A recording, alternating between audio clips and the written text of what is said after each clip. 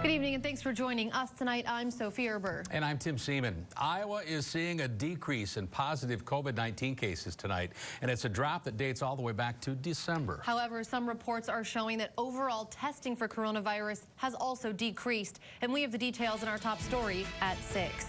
According to a report released by the Washington Post, Iowa has performed roughly 580 tests per 100,000 people, making it the state with the lowest rate of COVID-19 testing.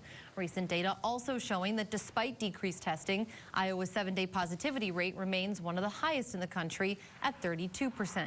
In comparison, Nebraska's testing rate is 4,400 per 100,000 people, with a 7-day positivity rate of just 6%.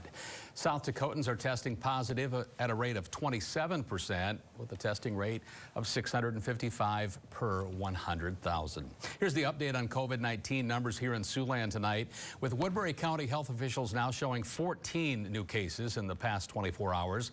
There are 18 patients currently being cared for tonight at local hospitals with COVID-related symptoms. Meanwhile, in nearby Ida County, 767 total cases are now listed and 30 confirmed fatalities so far. In Nebraska, Madison County officials reporting 10 new positive tests. The county recording 117 confirmed cases of COVID-19 over the past 2 weeks. And in South Dakota, Union County reports 136 active cases. Yankton County listing 89 active cases. The pandemic has been challenging for us all. Some of us feeling more of the physical effects of the pandemic. Others might be fighting loneliness instead. This is especially true for some retirees who have been forced into isolation. One Siouxland retiree says because of pre-existing health conditions, he and his wife went from having a busy social life in their retirement to almost never leaving their home. So it just feels like my right arm, I'm right-handed, and my right arm is gone. I'm not as participating in the world and in society. A Siouxland mental health counselor says staying active, sticking to a routine, even if you are home, and staying connected can help you get through some of the anxiety and depression that isolation often creates. A bill introduced in the South Dakota Senate would limit the state's death penalty. Senate Bill 98 would, in essence, limit the death penalty to those directly involved in the taking of a life of a police officer, a corrections officer, or a firefighter. Vermilion State Senator Arthur Rush, a former prosecutor and judge himself, is one of the sponsors of that bill. And in fact, he's the judge who sentenced Donald Mueller to death back in 2012. The millions of dollars that Lincoln County spent on that, the traumatic effect that had on the jurors. I had one juror in that case who had a nervous breakdown during the trial because of what we went through, and the difficult effect that it provided for all the court staff in doing that. Now, he says that he doesn't believe the death penalty is a deterrent, and he believes getting rid of it would save taxpayer money as well. Since 2007, 5 people have been executed by lethal injection in South Dakota, the most recent coming in 2019. Woodbury County supervisors are moving forward, filling a temporary vacancy on their board. Supervisors today voting 3-1 to appoint Mark Munson to the board, taking Jeremy Taylor's spot while he is deployed overseas with the 185th Air Refueling Wing. Only Supervisor Keith Raddick voting no today. He asked fellow board members to wait a month before making that decision. Mr. Munson previously served on the Board of Supervisors between 2004 and 2016. One day after a winter storm blew across the state of Iowa, both local and state highways are reporting in-seasonal conditions by Iowa's Department of Transportation. But Monday was a rough day for plow operators, they say. According to Iowa State Patrol, 7 Iowa DOT plows and 1 patrol cruiser were hit and damaged by drivers during that storm. The trooper in the patrol car was transported to a hospital with minor injuries. With additional snow likely this winter, the patrol is reminding drivers that it's imperative they slow down and also increase their following distance when they're sharing the roads with plow drivers during a storm. Some good advice there.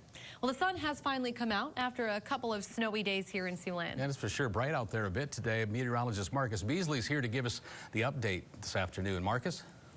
Hey, Tim and Sophie. Yesterday, we had a snowy evening throughout much of the area, creating some very slippery roads overnight. Roads have improved vastly here throughout the day today, but temperatures really not rebounding too much.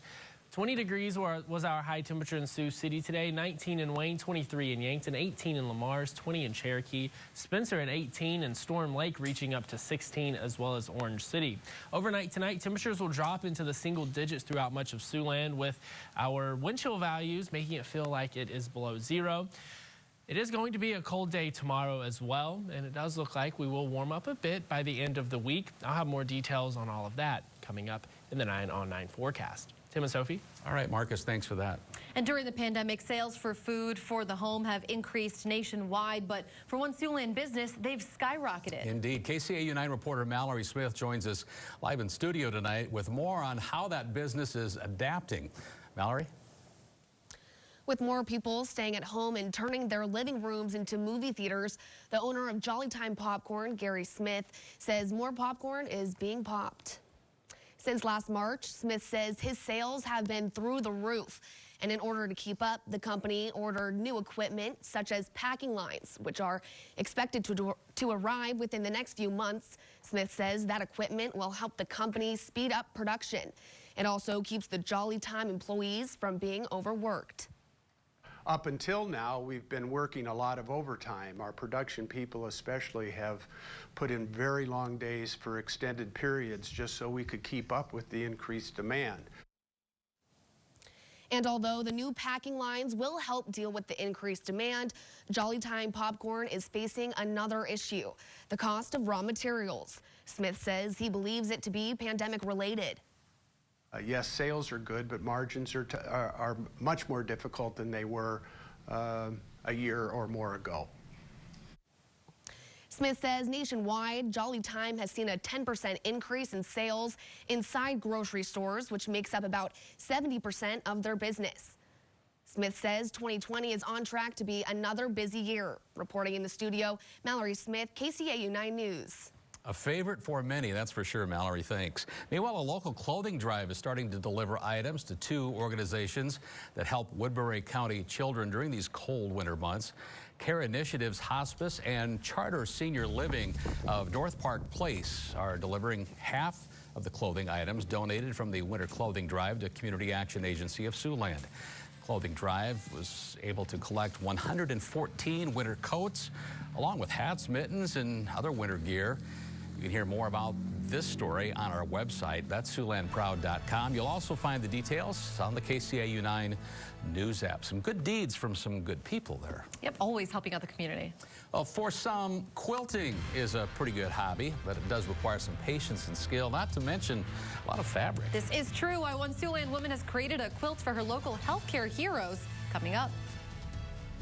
And overnight tonight, we could see a few flurries out there. Single-digit low temperatures expected, and then seasonal temperatures return by Friday. Details on all of that after the break. You're watching KCAU 9 News with Tim Seaman, Sophie Erber, meteorologist Marcus Beasley, and sports director Jake Jones. This is KCAU 9 News at 6. Liquid precipitation is rain, so it is going to be an interesting day on Saturday, and then temperatures hovering right around average throughout the rest of the forecast there. Tim and Sophie.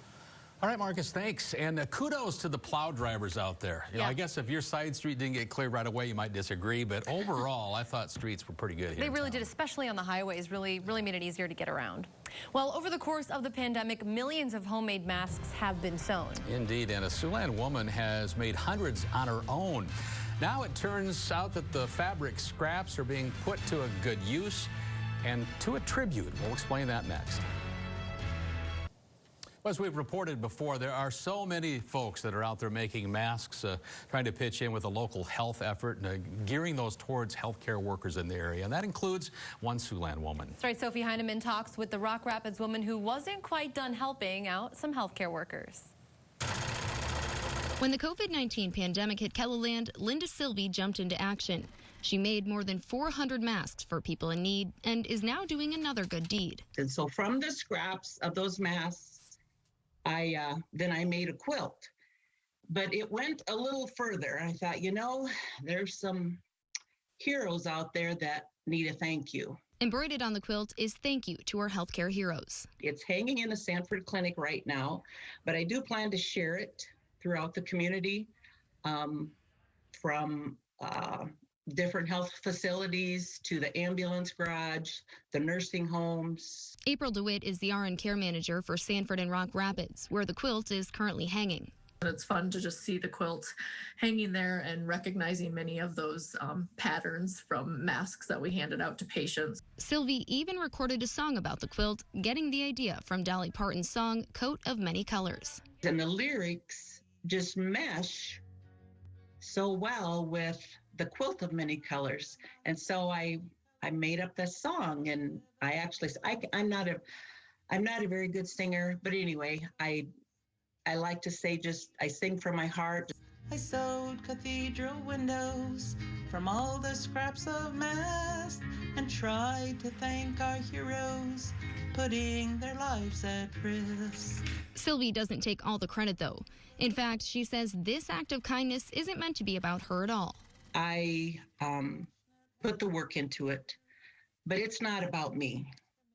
It's about those who risk their lives every day to help people with the virus. Everybody was so overwhelmed with the things that were being taken away and wanting to focus on what we were losing, but having some perspective to be able to look back and realize that even though this was hard, we were able to make it through that, and we're still coming out on this end and continuing to fight this pandemic together.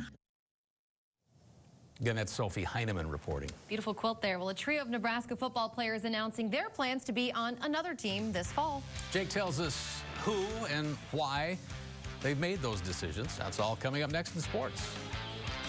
The ball's going in the basket or not for her.